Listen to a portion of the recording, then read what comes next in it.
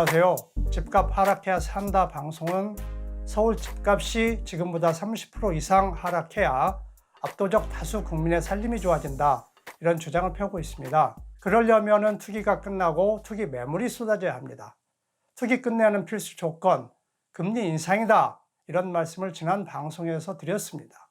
그런데 문재인 정부가 금리 인상 카드를 과거에도 안 썼고 앞으로도 안 쓸 것 같습니다. 오히려 최근에는 금리 인하 카드를 만지작거린다, 이런 뉘앙스를 풍기는 뉴스가 계속 나오고 있어요. 신문 방송도 금리 인하 주장으로 도배를 하고 있지 금리 인상의 목소리는 눈을 씻고 봐도 보이지 않습니다. 지금도 금리가 비정상적으로 낮아서 투기가 안 꺼지는데 여기서 금리를 더 인하하면 집값 하락을 고대하는 수많은 사람들의 기대는 더 멀어질 것 같습니다. 역성장 쇼크에 또 장단기 금리 역전, 금리 인하 전망 확산, 경제면 머릿기사로 보도하고 있습니다. KDI도 올 성장 전망 2.4%로 재정 확장에 금리 인하도 필요, 금리 인하해야 한다는 KDI 주장을 대문짝만하게 실었습니다. 한국은행 금리 인하 방향 전환 시사, 이르면 8월 금통위에서 늦어도 10월 가능성, 일면 헤드라인 기사입니다. 금리 인하를 거의 못 받고 있어요. 제가 집에서 구독하는 2개 진보 성향 신문의 최근 기사들입니다. 보수는 말할 것도 없고 진보 신문들도 금리 인하해야 한다, 이 주장을 강하게 펴고 있어요. 그 핑계는 경기 침체입니다. KDI 같은 연구기관들, 언론들, 그리고 경제학 교수들이 합세해서 금리 인하 주장을 펴고 있고, 정부는 그 주장에 호응해서 금리 인하를 실행할 가능성이 매우 높습니다. 그래서 경기 침체 때문에 금리 인하해야 한다, 이런 주장이 얼마나 터무니없는 주장인지를 밝히는 것이 현재 상황에서 매우 중요합니다.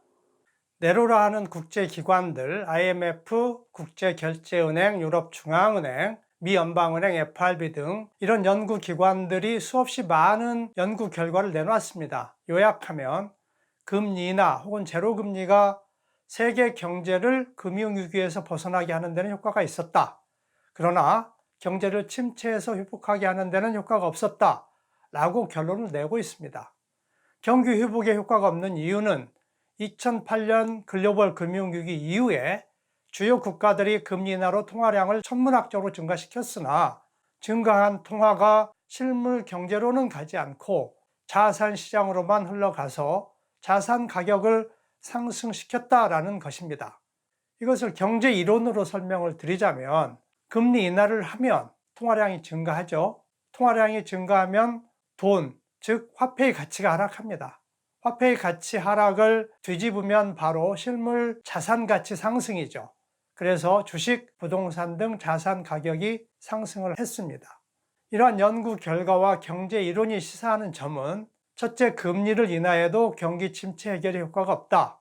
둘째, 금리를 인상하더라도 실물 경제에 대한 영향은 크지 않다. 부동산 등 자산 가격 하락에 큰 영향을 미친다, 라고 해석할 수 있습니다. 연구 보고서, 경제 이론, 이런 딱딱한 이야기가 아니고 피부에 와닿는 이야기를 하겠습니다. 그러면 경기 침체 때문에 금리 인하해라, 이런 주장이 얼마나 터무니없는지를 금방 이해를 하실 겁니다. 이전 방송에서 말씀드렸던 2009년 경제 상황, 그리고 지금의 경제 상황을 비교를 하겠습니다. 그러면 현재의 한국 경제 상황에서 적정 금리가 몇 프로가 되는 것이 적정한지, 이게 명쾌하게 이해가 되실 겁니다. 2008년 가을에 서울 집값이 폭락했습니다. 그 전에 투기로 폭등했으니까 이런 급격한 하락이 자연스러운 현상이었어요. 그런데 금방 회복을 합니다. 20% 폭락했다가 20% 순식간에 회복, 실로 놀라운 현상이에요. 마치 죽었던 사람이 다시 살아나는 것 같아요. 그것이 부양책의 힘이었다라고 말씀드렸어요. 당시가 금융위기 상황이었습니다. 미국, 유럽, 일본, 이런 막강한 자본주의 경제들이 휘청거릴 정도였어요. 그러니까 이것저것 여유 있게 생각할 그런 상황이 아니었던 거예요. 수단 방법 가리지 않고 위기에서 벗어나자, 이러면서 무지막지한 부양책을 썼어요. 그 무지막지한 부양책 중에서도 약발이 가장 센 것이 금리 인하였습니다. 심각한 금융위기 상황에서 사용한 금리 인하, 부양책 이런 정책 수단을 전문가들은 극약 처방이다라고 불렀습니다. 극약 처방으로 금리를 얼마나 인하했습니까? 얼마나 금리를 인하했기에 폭락하던 집값을 폭등으로 돌려놨습니까? 이전 방송 보신 분은 아시지만 2%까지 금리를 낮췄어요. 바닥이 2%였습니다. 금리가 2%가 되니까 투기꾼들이 투기로 산 주택을 매물로 내놓지 않고 보유를 할 수 있었어요. 보유 비용을 대폭 낮춰준 거죠. 일부는 매수를 했습니다. 이것이 기준금리 2%에서 일어난 현상입니다. 문재인 정부가 출범을 하자마자 서울 집값이 폭등했습니다. 그런데도 금리 인상을 거의 안 했습니다. 말 그대로 찔끔 인상했어요. 그래서 기준금리가 1.75%입니다. 금리 인상 안 한 핑계도 경기 침체지요. 경기가 침체 상황이니까 금리 인상하면 안 된다 이런 주장 언론 주리학자들이 폈고 정부가 그 주장이 호응해서 금리 인상을 안 한 겁니다. 경기 침체라고 하는데 얼마나 심각합니까? 글로벌 금융위기 때보다 더 심각한가요? 그렇지 않다면 기준금리가 그때보다 상당히 높은 수준에 있어야 당연한 것이죠. 사실 경기 침체 논란도 분분합니다. 야당은 경기 침체다라고 이야기를 하고 당사자인 정부는 경기 침체가 아니고 완만한 회복 중이다라고 이야기를 합니다. 만약 그렇다면 기준금리를 상당히 올려서 압도적 다수가 집값 폭등으로 고통받는 것을 해결했어야 되는 겁니다. 경기 침체가 어느 정도인지를 구체적인 경제 지표를 통해서 확인을 해보겠습니다. 경제 지표가 매우 다양합니다. 생산, 수출, 내수, 고용 등 다양한데 이러한 다양한 지표를 종합적으로 보여주는 종합지표가 경제 성장률입니다. 그래서 분기 성장률 비교를 하겠습니다. 2008년 4분기에 마이너스 성장으로 돌아섭니다. 마이너스 1.6%, 2009년 1분기에는 마이너스 1.9%, 2분기에 마이너스 1.1%, 3분기 연속 마이너스 성장을 하고 2009년 3분기에 플러스로 돌아서는데 미약합니다. 플러스 0.9% 성장합니다. 3분기 연속 마이너스 성장, 경제 위기라는 게 실감이 납니다. 현재 경제 상황도 최근의 분기 성장률로 비교를 하겠습니다. 작년 2분기에 2.8% 성장, 3분기에 2.0%, 4분기에는 3.1% 성장합니다. 올해 이제 1분기 들어서 경기 침체다라는 이야기가 기승을 부렸어요. 그러면서 금리 인하 주장이 득세를 합니다. 그런데 올해 1분기 성장률이 1.8%입니다.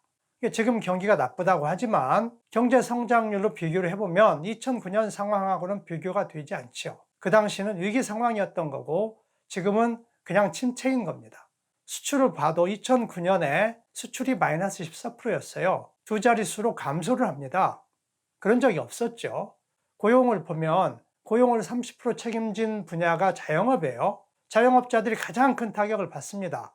IMF 유한 위기 때처럼 자영업자가 감소를 해요. 말 그대로 금융위기 상황이었다는 것이 지표에 그대로 드러납니다.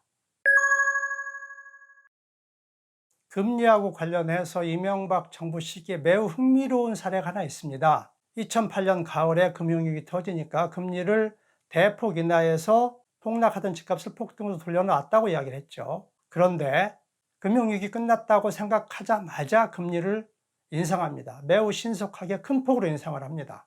2% 기준금리는 불과 1년 4개월밖에 가지 않았습니다.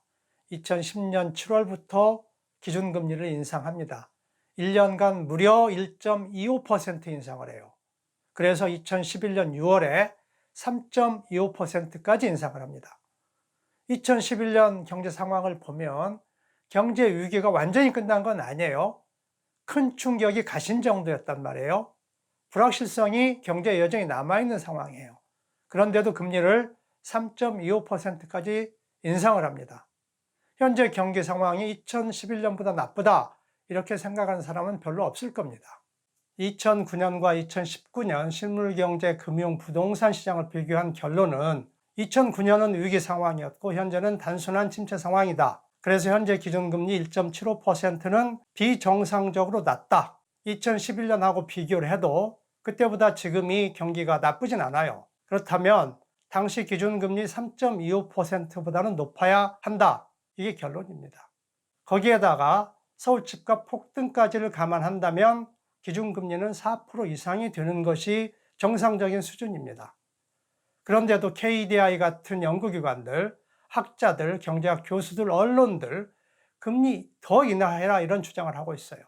내놓으라 하는 국제기관들이 금리 인하가 경기 침체에 효과가 없다 이런 연구 결과를 수없이 쏟아내도 그러고 있습니다. 그래서 그 속셈이 뭔지가 대단히 궁금합니다. 짐작컨대 서울 집값 더 올리겠다, 최소한 50% 폭등한 집값을 하락시키지 않겠다 이런 속셈 말고는 다른 이유를 찾기가 어렵습니다. 다음 편에서는 투기를 끝내는데 금리만큼 중요한 세금에 대해서 말씀드리겠습니다.